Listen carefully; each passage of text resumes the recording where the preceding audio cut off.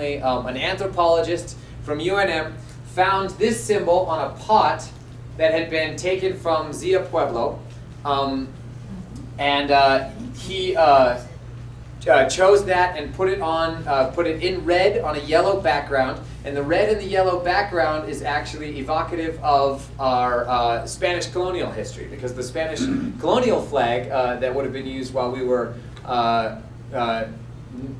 Nuevo Mexico would have been a red and yellow flag. So that was taken. It's not without its current controversies in terms of usage of the symbol. The symbol has really exploded to become very much our symbol. It's used for marketing, it's used for tattoos, it's used for all sorts of things that the people of Zia Pueblo, who consider this a sacred symbol, are often have their reservations about its use. So it's a beautiful flag, it's a striking flag, and as so many things that we'll find out in New Mexico over the next hour and a half, and also over our walking tour, there's plenty of modern controversy and echoes that come down to us through history from our flag as well as our entire state history.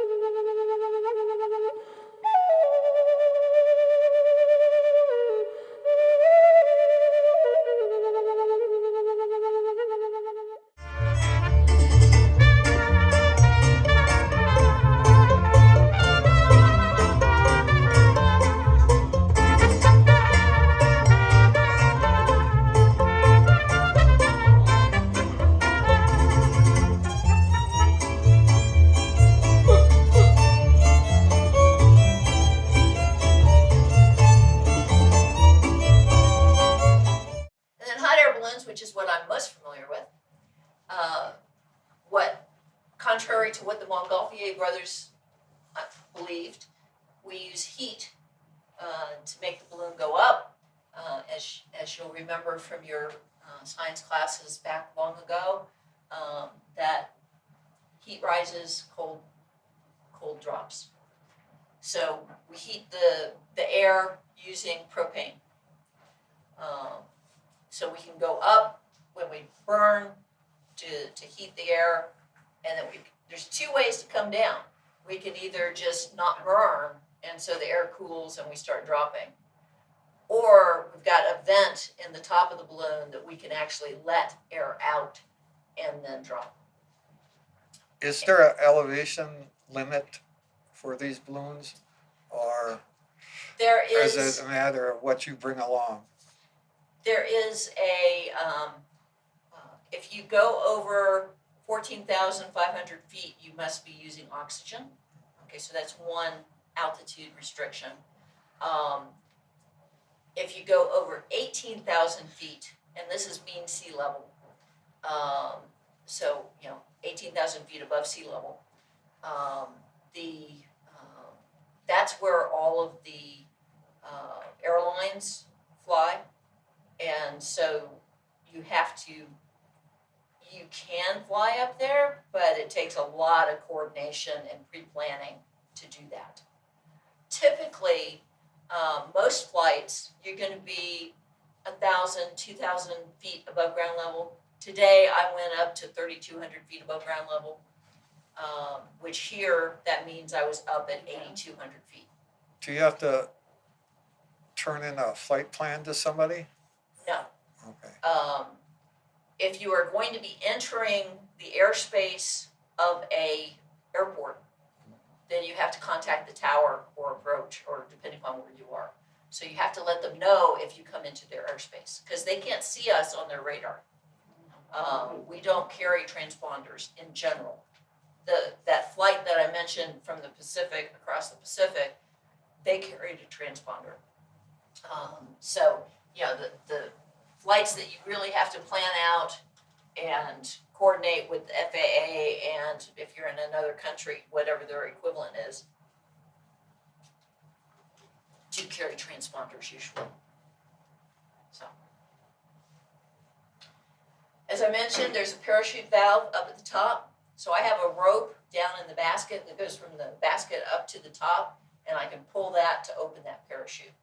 That is how I bring it down. The pretty colored part of the balloon is called the envelope. And each section is called a gore, and then you've got panels, and the bottom is called a skirt.